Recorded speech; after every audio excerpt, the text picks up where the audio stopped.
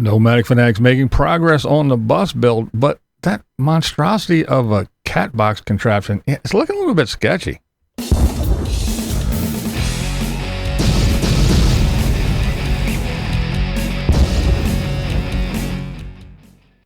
What's up, everybody? Happy Monday. What are the Wheeled Wonders up to today? All right, well, over the weekend, some stuff's been happening, so let's get caught up. First, let's start with a full tiny house. Now, yeah, they post they throw up some shorts here and there, but they haven't posted a video in a while. They went out to where their little storage place, wherever they have their RV stored, and they went to check that thing out and clean it up. I guess they're getting ready to go take a little vacation trip or whatever you want to call it. So they went out there to do that, and they had to change the battery. The battery was dead. There were some signs of rodents, and when they went to go inside to clean, there was no AC, not even the dashboard, the driver's compartment area, that the dash heat, AC didn't work. The rooftop AC didn't work. So yeah, it was not a fun clean out, but yeah, that's what those guys are doing after being absent for quite some time. Now, speaking of rodents, Anna from Anna's Adventures, she caught a mouse in her RV. This isn't the first time. She's had some rodent issues before, but she has little traps, and she traps them, and then she takes them out and sets them free. She's been camping with Matty Van Halen lately, and she said she she kind of made him take the little rodent on his bike and drive it far away and let it loose. So yeah, she enlisted the help of her camping buddy, Matty Van Halen. And of course, we have Bunny from BunnyPlaysHere. She is visiting the bridges of Madison County. Yeah, pretty cool stuff. Again, I always like the way Bunny does her videos. Very informative, and she does some good video filming and editing.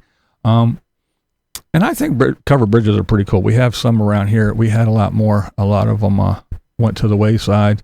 But yeah, pretty cool stuff. So if you are into the movie, The Bridges of Madison County, or you're just into covered bridges and seeing what Bunny has to say, going over and check out Bunny as she explores some pretty cool covered bridges. All right, now we have Rusty. That's right, Rusty 90210, whatever the numbers are. Yeah, he's out camping. He's got himself a little travel trailer. It's kind of hard to keep up Rusty unless you watch him all the time. I watch him sporadically.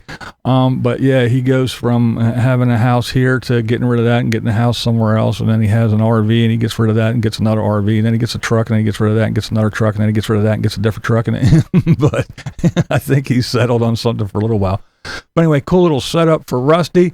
One of the little white egg looking things. And, but anyway, he found a really cool spot, $6 a night. You're allowed to stay for 2 weeks. It's right by a stream. Really cool stuff. So he found a nice little spot. And since I hear a lot of people compare him and Tim, I guess because they're older dudes and they kind of, trade and buy and sell and trade. But anyway, Rusty, at least he's out camping by a stream in a place, not in a parking lot or a truck stop. Rusty actually goes out when he goes camping, and he's out in his nomad spirit, his nomad, doing his nomad thing. He's actually traveling and staying in places, again, not in rest areas, truck stops, or parking lots. All right, next we have Izzy and MJ from Endless RVing. They just bought it's new to them, but they bought another RV. They got a different one, and it is 10 years old. So they decided they were going to talk about the 10-year rule. And they explain it and, go, because there are a lot of places that do have the 10-year rule. And, but it's easier when you're a YouTuber because you can just simply say, this is our YouTube channel, go look at that, and you can see our RV. So they can go and check it out and see that even though it is 10, 11, 12 years old, it's not a rundown, falling apart, dilapidated piece of garbage.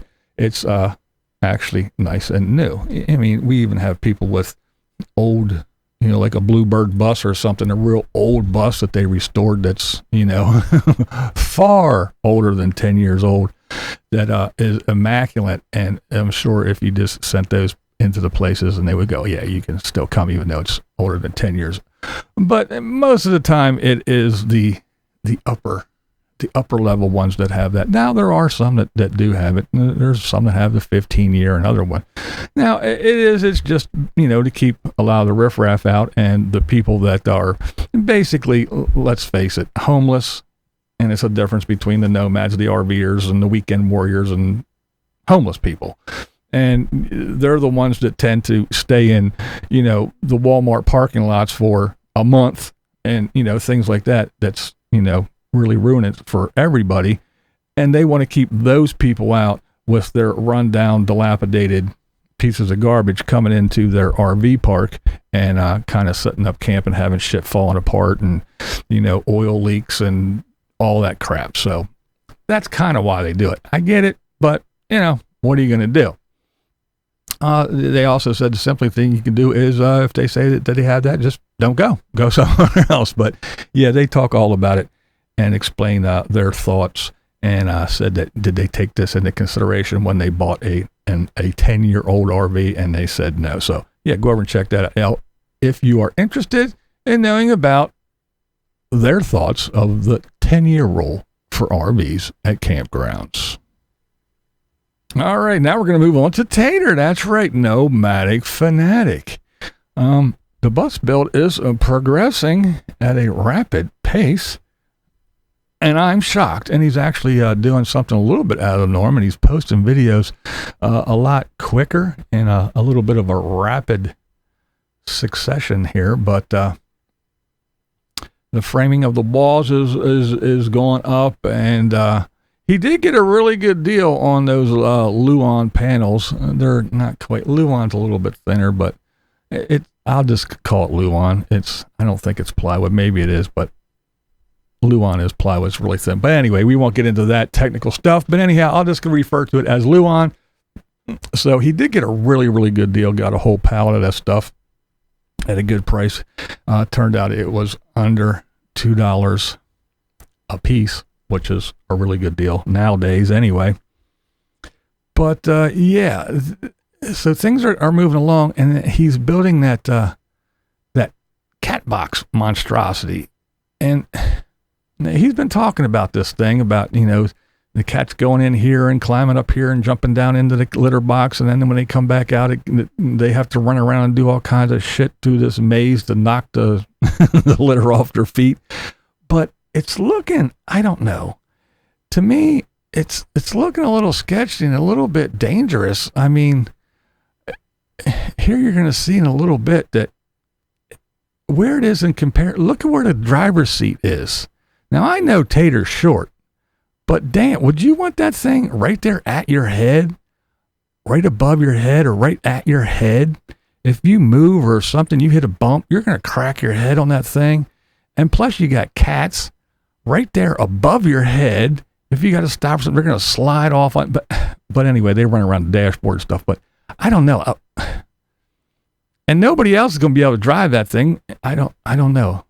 I mean, I guess the big giant, but look how, big that thing is.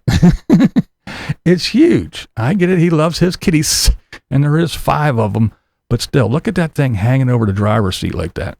I don't know. That's just a little bit sketchy and a little bit crazy to me. But again, I guess, hey, it's not my bus.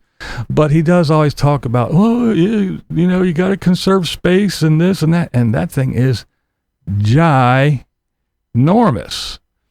And then he said something to me that kind of didn't make a whole lot of sense, because he said, I wish I knew about this earlier, and I would have, kept this window open. I wouldn't have blocked off this window so the kitties can look out the window.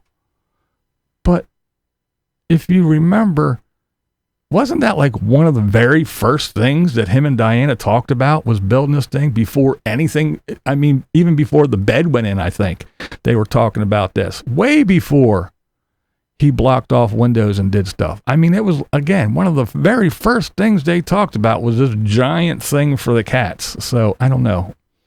I think he's just either having a lapse of memory from too many barley pops or something. But anyhow, I think that thing is ginormous. I think it takes up way too much space in his bus, and that thing hanging over his head on the driver's seat, I think is very dangerous. And you're lucky you don't have to go through any kind of inspections or anything, because that would never fly. I'll tell you that right now. Now, the toilet area isn't framed up yet. I'm kind of anxious to see that, because when you sit down on the hopper there on the throne, and you got room for your knee. I know, again, Tater's a short guy, so he doesn't need a whole lot of space, but him and Diana, neither one of them are small people.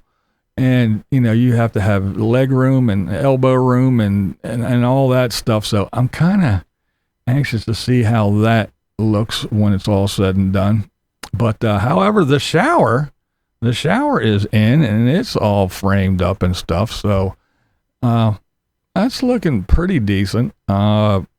Now, there was an issue because of the bus walls slanting in and everything, but Billy did a really good job at figuring out a way to combat that.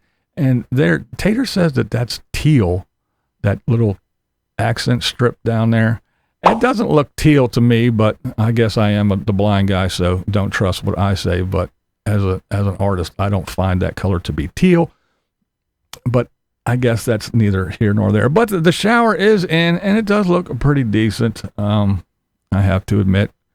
But then again, most of this is due to Billy's workmanship, not so much Tater. But there is one thing. While Billy, again, because the shower wall is flat and the bus wall does this, so they had to figure a way to get the flat wall so they could secure it and all that good stuff. So Billy came up with a really good idea. He cut some big wedges and did a really good job. Again, his workmanship, his craftsmanship is on par, on point. Everything is looking good. But Tater needs to have some power tool safety classes, I think. Okay. Oh. I mean, yeah, okay. Woo. Hey, that comes on. So yeah, Tater almost lost a digit or two, but yeah. But then again, it's Tater, so you don't know if that was a staged event or not, because I don't see Billy as a person who leaves his tool on and then plugs it in. He just doesn't seem like that kind of guy to me. I could be wrong, but hey, you just never know. Tater did mention that he ordered a custom entry door.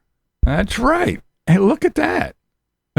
Isn't that something that I think that he should have did from the start, instead of going out and getting some interior home door with glass in it that's not rated for anything. It's barely rated for a kid, let alone the open road.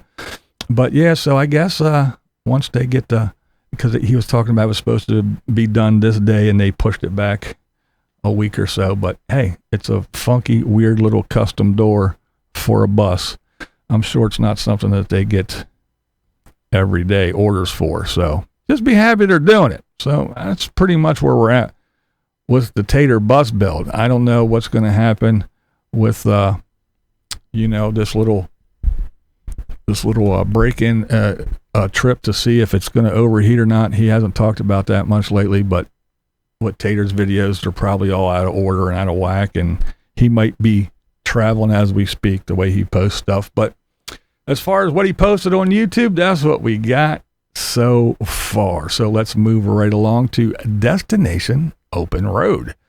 Yeah, they decided to post another one after coming on the scene and acting like they were never gone, and hey, we're doing this and blah, blah, blah, and not explaining anything, being real, I don't know, real weird about things. But anyhow, yeah, they were in Phoenix they had to go down to Phoenix to house sit for Scotty's sister.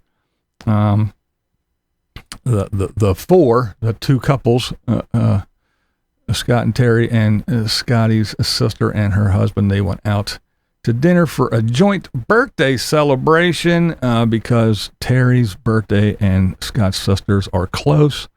So they go out and they have a little joint celebration. The two celebrate their birthdays together. So they did that. And then on their way back to wherever they're going next, I don't know, they swung by and stopped in an Ausia's just in time for Ausia's big return. So Ausia got back from her mother's passing memorial and getting all the I's dotted and T's crossed while she was there. She got home just in time for Scott and Terry to swing by and have a little visit. All right, who's next? Frugal RV Gal. What did she do? She got a little tiny house in New Mexico. That's right. It is a cool little place. It's just a tiny little, it's not a tiny house as you would think a tiny house, you know, the little ones on wheels or anything, but it is a small little one room thing. Well, I guess it does have 2 rooms. It has a little right next to it attached, like a little shop area or garage, I guess you could call it. You could, you know, lots of shelves, you could store stuff in there, but it is a nice little base to go to. And no, she's not going to stop traveling. She's still going to travel. She loves to travel. They have a good time.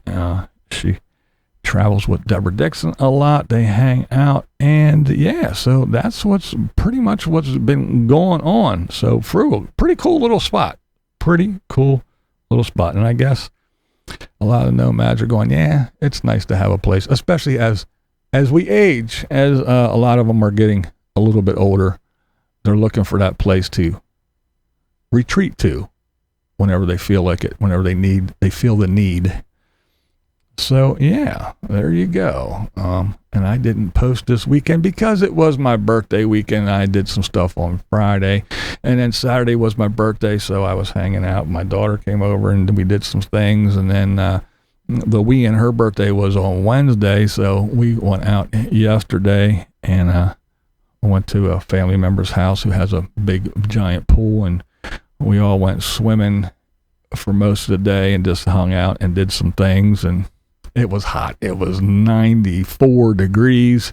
It looks like it's going to be that again today. So yeah, it's not just hot in the south or anyway, it's up here in the northeast in Pennsylvania, south central Pennsylvania. It's a hot one, folks. It's a hot one, and it is humid.